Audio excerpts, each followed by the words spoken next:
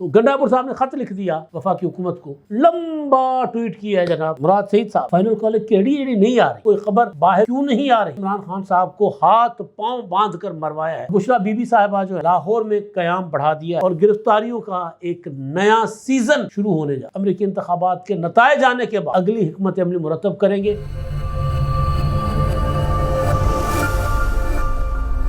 السلام علیکم، میں امداد سنگرو۔ عمران خان صاحب کو خاموشی کیوں لگ گئی ہے؟ کیوں بول نہیں رہے؟ کیوں بات نہیں کر رہے؟ ان کے متعلق کوئی خبر باہر کیوں نہیں آ رہی؟ اور کون ہیں جنہوں نے عمران خان صاحب کو ہاتھ پاؤں باندھ کر مروایا ہے؟ اپنے یا پرائے ہیں؟ کیا سوچ رہے ہیں عمران خان صاحب؟ اور تحریک انصاف کون سی نئی ڈگڈگی بجا رہی ہے؟ تحریک کا کیا ہوا جو چلانے کا اعلان کیا گیا تھا؟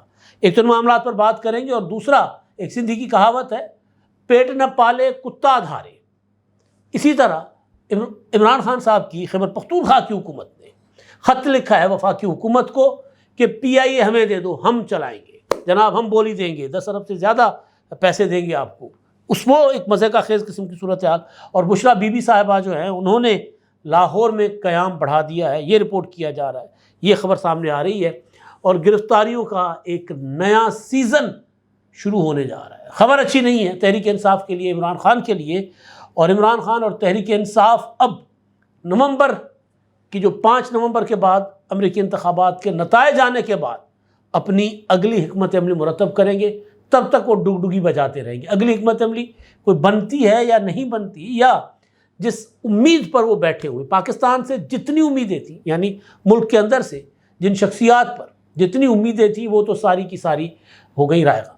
فیض حمید کی گرفتاری کے بعد تحریک انصاف ایک قدم آگے نہیں بڑھ پا رہی، بلکہ مسلسل پسپا ہو رہی ہے، مسلسل۔ فیض حمید کی گرفتاری سے پہلے عمران خان صاحب جو کہتے تھے کہ جی جو حکومت سوچ رہی ہوتی ہے، جو ایجنسیاں سوچ رہی ہوتی ہیں، سارا میرے پاس جو ہے ساری معلومات آ جاتی ہے، مجھے سب پتہ چل جاتا ہے، لہٰذا میں اسی حساب سے اپنی حکمت عملی مرتب کرتا ہوں۔ فیض حمید اور ان کے نیٹ ورک کو ڈسمنٹل کرنے کے بعد، یا کم از کم اس کو گردن سے پکڑنے کے بعد جو سازشیں کر رہے تھے لوگ، اس کے بعد عمران خان صاحب جو ہیں وہ اندھیرے میں تیر چلا رہے ہیں۔ وہ کبھی کہتے ہیں جا کر اسلام آباد کو بند کروا دو اور ایس سی او نہ ہونے دو، کبھی کہتے ہیں کہ 26ویں آئینی ترمیم نہ ہونے دو۔ کوئی ایک ایسی چیز نہیں ہے جس میں عمران خان صاحب یا تحریک انصاف کامیاب ہوئی ہو، اور اب عمران خان صاحب کو لگ گئی ہے خاموشی۔ ایک تو سیدھی بات ہے کہ حکومت نے عمران خان صاحب کی زبان بندی کرنے کا پورا بندوبست کر لیا ہوا ہے، لیکن ایسا کبھی نہیں ہوا کہ عمران خان صاحب کی اگر حکومت زبان بندی کرنا چاہے تو عمران خان صاحب کا ٹویٹر اکاؤنٹ جو ہے اس پر عمران خان کے نام سے کوئی پیغام نہ جاری ہوا ہو، لیکن بڑے عرصے سے وہاں پر بھی کچھ نہیں ہو رہا۔ علی امین گنڈاپور صاحب جو ہیں انہوں نے پارٹی کو جو ہے وہ جھنڈی کرا دی ہے، وہ کسی قسم کے احتجاج میں شریک ہونے کو تیار نہیں ہے، تو لہٰذا تحریک والا معاملہ بھی ہے وہ بھڑکوں سے آگے نہیں بڑھ پا رہا۔ انجام کیا ہے؟ انجام یہ کہ عمران خان صاحب جو ہیں وہ بدترین حالات کا سامنا کر رہے ہیں، اور کریں گے بھی آگے جا کر، کیونکہ پی ٹی آئی وہ نہیں مظاہرہ کر سکی، وہ طاقت نہیں دکھا سکی جس کا عمران خان صاحب کو بھرم تھا، یا جس سے کسی حد تک اسٹیبلشمنٹ ذرا خوفزدہ تھی کہ یہ نہ ہو کہ لوگ سڑکوں پر نکل آئیں اور ایسی تیسی پھیر دیں۔ ایسا کچھ نہیں ہوا۔ تو یہ سارے معاملات عمران خان کے ساتھ ایسا کیوں ہوا ہے اور کس کس نے یہ سارا کیا ہے، اس پر بات ہوگی، لیکن پہلے بشرا بی بی صاحبہ جو ہیں ان کے متعلق ایکسپریس نے خبر دی ہے۔ ایکسپریس اخبار کی خبر میں کوٹ کر رہا ہوں تاکہ میں کوئی جو خبر کی کا پورا ذمہ داری اس کے اوپر ہو۔ وہ یہ کہہ رہے ہیں کہ جی بشرا بی بی نے لاہور زمان پارک میں قیام بڑھا دیا ہے، اور انہوں نے اپنے کوئی دندان ساز سے مشورہ کرنا ہے، ان کے دانتوں کا ایشو ہے، انفیکشن وغیرہ ہوا ہے، اور وہ معائنہ کروائیں گی، اور کچھ عرصہ وہ مزید قیام کریں گی زمان پارک میں، اور اس دوران وہ کسی قسم کی کوئی پارٹی لیڈرشپ سے میل ملاقات ان کی نہیں ہوگی۔ اب بشرا بی بی جو ہیں وہ ظاہر ہے ان کے لیے اعلان کر دیا گیا تھا، اور پرسوں بلکہ سلمان اکرم راجہ صاحب نے کہا تھا کہ جی بشرا بی بی کا اور علیمہ خانم صاحبہ کا سیاست سے کوئی تعلق نہیں ہے، نہ وہ پارٹی معاملات میں مداخلت کریں گی، اور نہ وہ سیاسی یعنی بشرا بی بی جو ہے وہ لیڈ کریں گی پی ٹی آئی کی تحریک کو۔ اور ایک جب وہ کے پی کے ان کو بھیجا گیا تھا تو میں نے آپ کو گزارش کی تھی یعنی جیل سے رہا ہونے کے بعد کہ 2 وجوہات ہو سکتی ہیں۔ ایک تو یہ کہ ان کو وہاں پر گرفتاری کا خطرہ ہوگا تو وہاں نہیں رہے ہوگا، وہ وہاں پر قیام کریں گی اور ان کی اپنی حکومت ہے. اور ویسے بھی وفاقی حکومت اب تک خیبر پختونخوا سے وہ گرفتاریاں نہیں کر سکیں جو ان کو مطلوب تھے لوگ، وہ نہیں پکڑے جا سکے، پنجاب سے پکڑے گئے.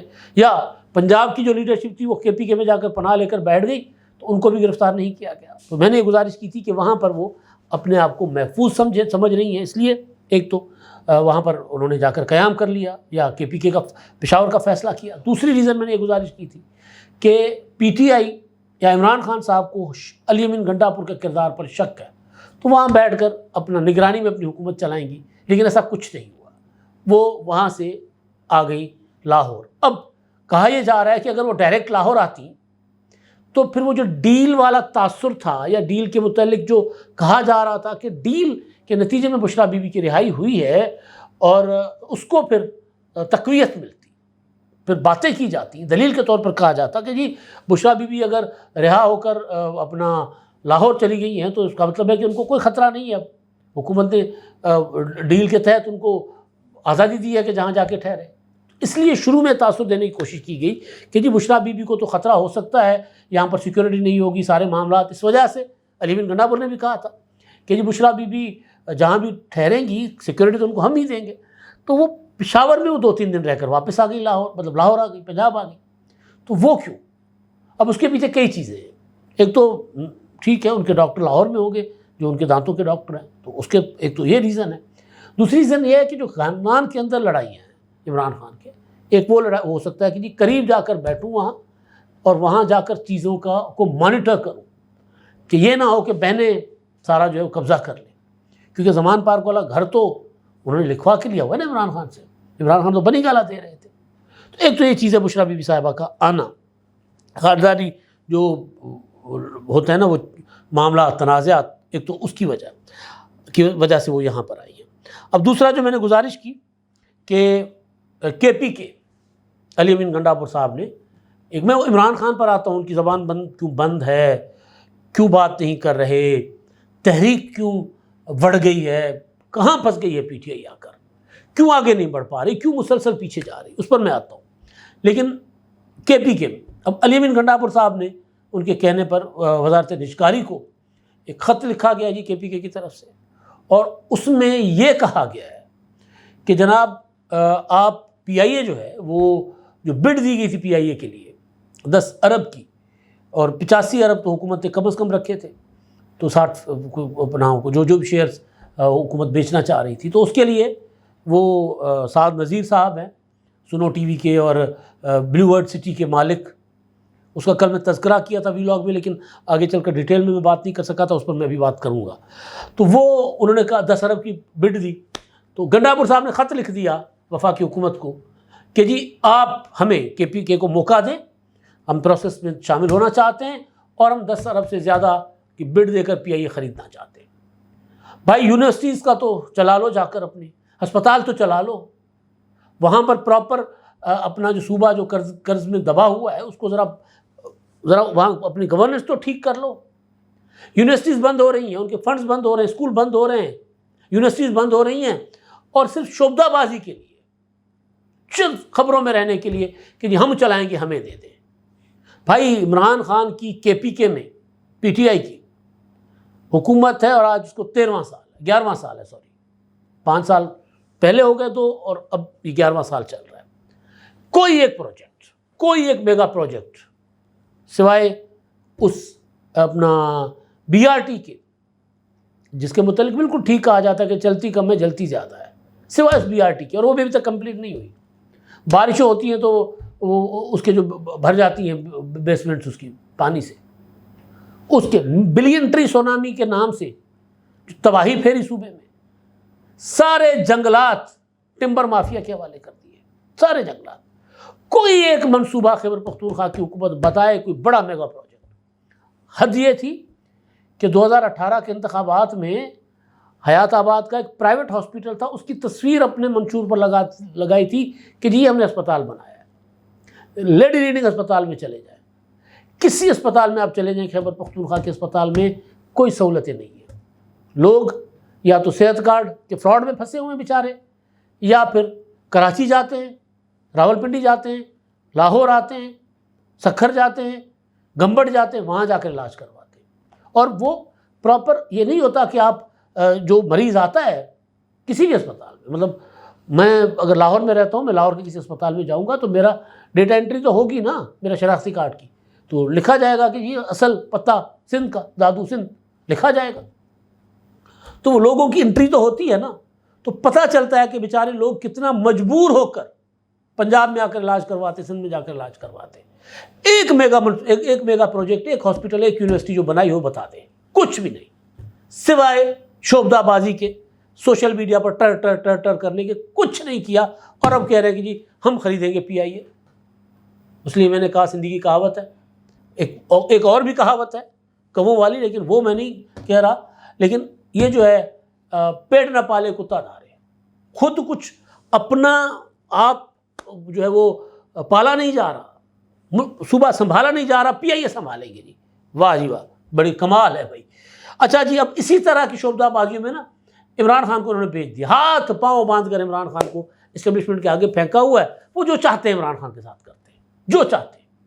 اب دیکھیں کہ ایک وقت تھا بھائی عمران خان صاحب، عدالتیں کہتی تھی کہ جی عمران خان صاحب کے ساتھ صحافی کو ملاقات کروائیں. یعنی سمیع ابراہیم صاحب، ان کو اسپیشل اور ان کے لیے آرڈر تھا کہ جی سمیع ابراہیم تو ہر پیشی پر جا کر عمران خان سے ملے گا، ہر پیشی پر. بھائی سمیع ابراہیم صاحب رپورٹر نہیں ہیں، وہ ان کا کام کورٹ رپورٹنگ نہیں ہے، جرنلسٹ وہ ضرور ہیں، لیکن یہ آرڈر سمجھ نہیں آ رہا تھا کہ یہ آرڈر کیوں تھا. ایک وقت یہ تھا سمیع ابراہیم صاحب جاتے تھے عمران خان صاحب کے ساتھ اور بشریٰ بی بی کے ساتھ گپ شپ لگا کر آ کر ولاگ پھڑکاتے تھے. میں نہیں کہہ رہا کہ وہ غلط بات کرتے ہو، کہ جو ان کے ساتھ گفتگو عمران خان صاحب کی ہوتی تھی آ کر ولاگ کرتے تھے. اب یہ وقت ہے کہ جی کل بھی پیشی تھی، پرسوں بھی پیشی تھی، ترسوں پیشی تھی، آپ نے کوئی عمران خان صاحب کی گفتگو سنی ہو سوائے ایک کوئی گفتگو تھی ہلکی پھلکی، اس کے کوئی گفتگو نہیں ان کی آ رہی سامنے، کوئی باتیں نہیں آ رہی. آرٹیکلس لکھے جا رہے ہوتے تھے جناب، آرٹیکلس عالمی جو ہے وہ اس میں جرائد میں اور ویب سائٹس کے لیے انٹرویوز دیے جاتے تھے. عمران خان صاحب صحافی سوال لکھ کر بھیجتے تھے اور وہ سوال عمران خان کے پاس جاتے تھے اور ان کے جواب آتے تھے وکیلوں کے ذریعے اور وہ انٹرویوز چھپتے تھے. میں نہیں کہہ رہا کہ سارا کچھ انلیگل تھا، نہیں، اظہار رائے کی آزادی ہے، عمران خان صاحب سزا یافتہ ہے تو کوئی بات نہیں. عمران خان صاحب کو گفتگو کرنے کی اجازت ہونی چاہیے، اگر وہ عدالت میں آتے ہیں تو ان کو گفتگو کرنے کی اجازت ہونی چاہیے. میں صرف گراؤنڈ ریئلٹی بتا رہا ہوں کہ وہ روزانہ دن میں 3-3 4-4 بار عمران خان کی، کبھی جی وکیلوں نے ملاقات کی، وہ عمران خان نے یہ کہا، بہنوں نے ملاقات کی، عمران خان نے یہ کہا، صحافیوں سے گفتگو کی، عمران خان نے یہ کہا، جج کے ساتھ عمران خان صاحب نے یہ باتیں کی. سارا دن چیزیں باہر آ رہی ہوتی تھی، اب نہیں آ رہی. کیوں نہیں آ رہی؟ سوال یہ ہے کہ ٹائٹ کر دیا گیا. جیسے میں نے کہا نا، فیض حمید کا نیٹ ورک ٹوٹنے کے بعد تیزی کے ساتھ عمران خان کے اگینسٹ اسٹیبلشمنٹ کی گرفت مضبوط ہو رہی ہے اور PTI کے اگینسٹ بھی. اب وہ جو کل ترمیمی بل پیش کیا گیا ہے اینٹی ٹیررزم ایکٹ میں، بڑا خطرناک ہے، بڑا سنگین ہے. اب اس کے تحت اب گرفتاریوں کا ایک نیا سلسلہ شروع ہو سکتا ہے اگر وہ منظور ہو جاتا ہے قومی اسمبلی سے بھی، سینٹ سے بھی، اور وہ صدر صاحب اس پر دستخط کر دیتے ہیں، وہ نافذ العمل ہو جاتا ہے. تو پھر ایک JIT بنے گی، JIT بتائے گی کہ جناب یہ بندہ ہے، اس کو اٹھاؤ، اس نے یہ ٹویٹر پر یہ کیا ہے، فیس بک پر یہ کیا ہے، YouTube پر یہ کیا ہے، 90 دن کے لیے اندر. کوئی عدالت نہیں، کوئی ہو سکتا ہے عدالتوں میں ظاہر معاملہ جائے گا، چیلنج کریں گے لوگ، لیکن بہرحال اگر وہ قانون بن جاتا ہے تو نظر آ رہا ہے کہ وہ قانون ایک تو جو TTP ٹائپ دہشت گرد ہیں، BLA ٹائپ دہشت گرد ہیں، اور دوسرا ان کو فتنۃ الخوارج کہا گیا ہے حکومت کی طرف سے، ریاست کی طرف سے اور اسٹیبلشمنٹ کی طرف سے. عمران خان کو اور PTI کو کہا گیا ہے فسادی ٹولہ، انتشاری ٹولہ. تو پھر ان کے خلاف بھی اسی طرح کارروائیاں ہوں گی. تو گرفتاریوں کا ایک نیا جال بچھایا جا رہا ہے، نئی گرفتاریاں ہوں گی. وہ لوگ جو موجودہ قوانین کے تحت بچ نکل رہے تھے ان کو پھر اس میں لایا جائے گا. تو ایک اور چیز آگے بڑھے گی. اب اس میں مطلب عمران خان صاحب ہر موقع پر کہتے تھے کہ جناب میری آزادی کی تحریک چلاؤ، مجھے باہر نکالو یہاں سے، اس طرح کرو، اسلام آباد جیم کر لو، دھرنے دے دو، SC نہ ہونے دو، 26ویں آئینی ترمیم نہ ہونے دو. کسی موقع پر کوئی ایسی چیز نہیں ہوئی جو بقول جو عمران خان کے اندر سے جو باتیں آئی تھیں، جو ملاقات کی تھی انہوں نے 26ویں آئینی ترمیم کے موقع پر جو ملاقات کروائی گئی تھی عمران خان صاحب سے، اس کی جو اندر سے خبر آئی تھی کہ خان صاحب نے کہا کہ جی میں نے جو آپ کو سمجھا کر پلاننگ دی تھی، میں نے اس پر عمل کرتے آپ تو میں رہا ہوتا، اب بھی اس پر عمل کریں گے تو میں رہا ہوں گا، لیکن اس کے بدلے میں اس کے برعکس کیا ہو رہا ہے؟ اس کے برعکس یہ ہو رہا ہے کہ پوری کی پوری لیڈرشپ ڈگی بچا رہی ہے۔